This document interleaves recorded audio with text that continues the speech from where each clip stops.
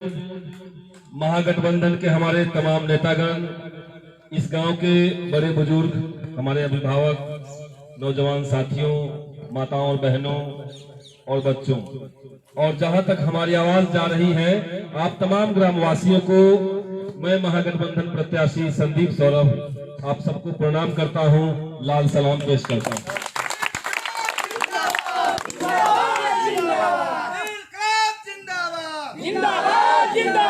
आज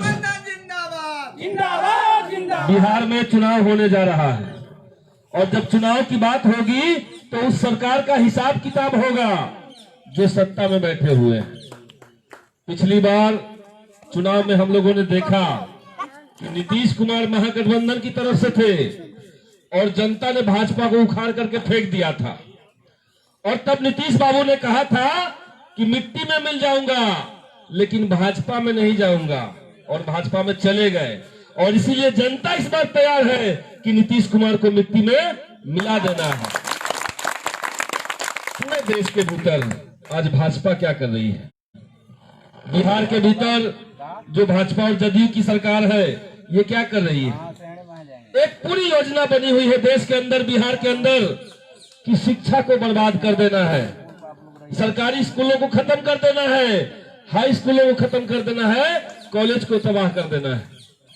और ये पूरी योजना इसलिए बनी है कि अब तक जो गरीब गुरबे, जो किसान मजदूर के बच्चे पढ़ते नहीं थे, उनके परिवार में, समाज में पढ़ाई को लेकर के उत्सुकता नहीं थी, और आज जब गरीबों के भीतर शिक्षा को लेकर के एक ललक पैदा हुआ है, तब उसी समय जानबूझ करके सरकारी शिक्षण संस्थान जो है, सरकारी स्कूल जो है, उसको कमजोर किया जा रहा है ताकि गरीब पढ़े नहीं। और ये इसलिए हो रहा है कि ये सरकार चाहती है, ये सिस्टम चाहता है कि जो गरीब है वो गरीब रहे। और इसीलिए इस चुनाव में महागठबंधन ने कहा है कि अगर पालीगंज के भीतर झंडे पर 3 तरह चुनाव चिन्ह विजय होता है, अगर गरीबों की आवाज पालीगंज से विधानसभा तक पहुंच जाती है, तो इस बात के लिए संघर्ष होगा कि हर गरीब का बच्चा, हर किसान मजदूर का बच्चा जो है, स्कूल से लेकर के कॉलेज तक बढ़िया शिक्षा पाए, स्कूल में टीचर हो, स्कूल में पढ़ाई लिखाई का माहौल हो, क्योंकि बिना शिक्षा का विकास संभव नहीं है, बगैर रोजगार के विकास संभव नहीं है। लेकिन ये सरकार क्या कर रही है? आप देखिए, नौजवानों के हाथ से रोजगार खत्म किए जा रहे हैं, बेरोजगारों की फौज तैयार हो गई है देश के भीतर, और जहां जहां रोजगार का माध्यम बचा हुआ था वो सब प्राइवेट हो रहा है। रेलवे प्राइवेट हो गया, पता है कि नहीं पता है? पता है ना कि रेलवे प्राइवेट हो रहा है। तो रेलवे जो देश में सबसे ज्यादा एक साल में 1.25 लाख नौजवानों को नौकरी देने वाला माध्यम था, उस रेलवे को बेच दिया नरेंद्र मोदी ने। आप देखिए, BSNL प्राइवेट हो गया, हिंदुस्तान पेट्रोलियम प्राइवेट हो गया, LIC सब प्राइवेट हो रहा है।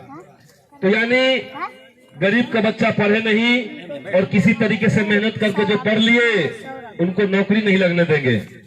ये योजना बन रही है बिहार के भीतर।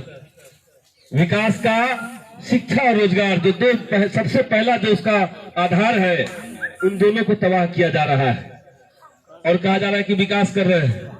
आप देखिए, विकास का नजारा पूरे पालीगंज के भीतर हम लोगों ने देखा।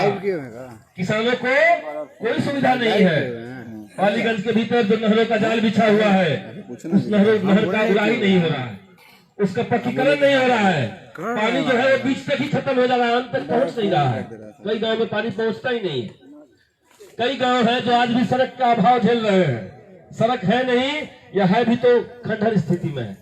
गली नली का सवाल है, ऐसे तमाम सवाल पड़े हुए हैं। इसीलिए आप अपने घर के विकास के साथ साथ अपने बच्चों का विकास, अपने घर के नौजवानों का विकास और पूरे बिहार का विकास को देखिए, पूरे देश के लोकतंत्र को देखिए और तय कीजिए कि इस चुनाव में महागठबंधन को विजय बनाना है और एनडीए की जो सरकार है उसको ध्वस्त कर देना है, गिरा देना है।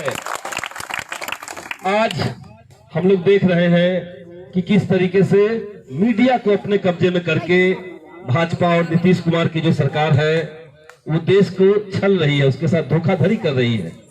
हाल फिलहाल में पूरे देश ने देखा कि नीतीश कुमार की सरकार वो सरकार है जो सबसे आपदा के समय में, खतरे के समय में, मुश्किल के समय में अपने जनता के साथ खड़ा होने वाली नहीं है।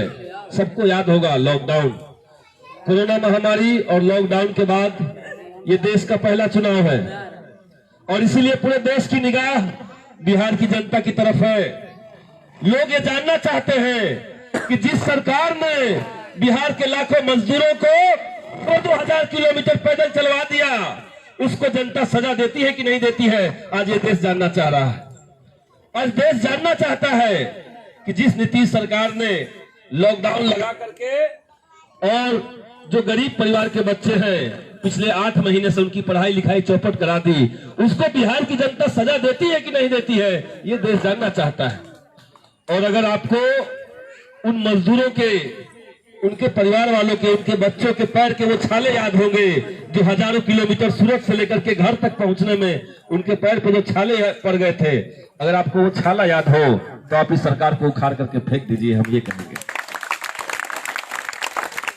आपका क्षेत्रीय सवाल, गांव का सवाल, पूरे विधानसभा का सवाल, ये तमाम सवाल है और एक तरफ देश के राष्ट्रीय मुद्दे हैं, बेरोजगारी का सवाल है, निजीकरण का सवाल है और देश के लोकतंत्र पे, देश के संविधान पे हमले का सवाल है। आरक्षण खतरे में है। आप लोगों ने सुना होगा कि कई सारे हाई कोर्ट से निर्णय आ गया है अब कि आरक्षण जो है वो कम कर देना, आरक्षण अब दूसरे जातियों को मिलेगा, ओबीसी और एससी एसटी को कम कर दिया जाएगा। तो विश्वविद्यालयों से जो लोग छात्र पहुंच रहे थे, पिछड़े समुदाय के लोग, दलित समुदाय के लोग, उनकी संख्या कम करनी है। तो आरक्षण पे हमला है, संविधान पे हमला है और तो और देश की नागरिकता पे हमला है। कोरोना महामारी से पहले एनआरसी कानून बना था और एनआरसी कानून क्या कह रहा है?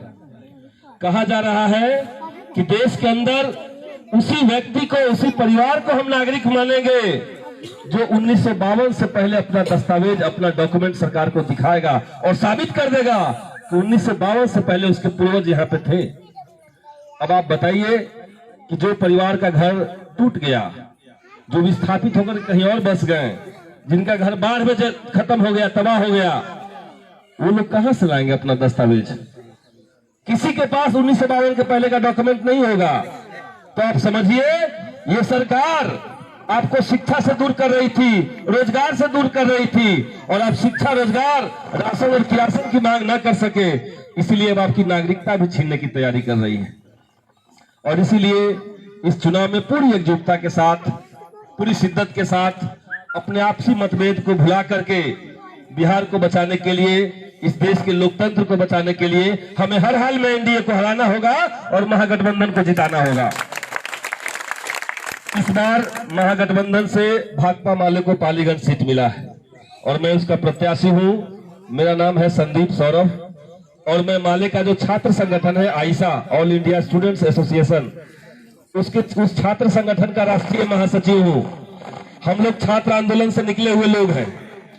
पिछले 15 साल में देश में शिक्षा, रोजगार के साथ साथ किसानों के मुद्दे पे, मजदूरों के न्यूनतम मजदूरी के सवाल पे, सामाजिक न्याय के सवाल पे हम लोगों ने तमाम आंदोलन किए हैं, सरकार की लाठियां खाई हैं और आपसे वादा करते हैं कि इस चुनाव में अगर आप लोगों ने हमें ताकत दी तो इस बात की गारंटी की जाएगी कि जनता के हर सवाल को सड़क से लेकर के सदन तक हम मजबूती से उठाएंगे। आपके बच्चों की शिक्षा का सवाल, नौजवानों के रोजगार का सवाल, किसानों के नहरों का सवाल, उनके सब्सिडी पे खाद और बीज का सवाल, इन तमाम सवालों के लिए संघर्ष चलेगा। बहुत बहुत धन्यवाद, शुक्रिया। इनकलाब जिंदाबाद।